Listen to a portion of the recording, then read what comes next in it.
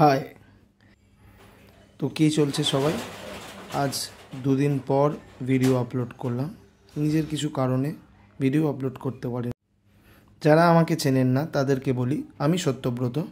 আমি কাঁচরাপাড়াতে Hunan kitchen বলে একটা ছোট্ট চাইনিজ ইটারি চালাই। আর আমি আমার প্রত্যেক দিনের নিজের স্ট্রাগল, প্রত্যেক দিনের নিজের কাজ তোমাদের কাছে এই ভিডিও মারফত দেখাই।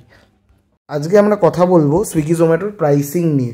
আমাদের নর্মাল মেনুতে ধরুন কম্বো নিয়েই কথা বলি। আমাদের নর্মাল অফলাইনে যারা আমাদের দোকানে এসছেন তারা জানেন যে আমাদের অফলাইনে কম্বোর প্রাইস 99 টাকা, কিন্তু সুইগি জোম্যাটোতে সেটা 139 টাকা। কেন? তার কারণ বলি, কারণ সুইগি এবং জোম্যাটো দুটো প্ল্যাটফর্মেই আমাদের থেকে তাদের সার্ভিস বাবদ একটা চার্জ নিয়ে থাকে।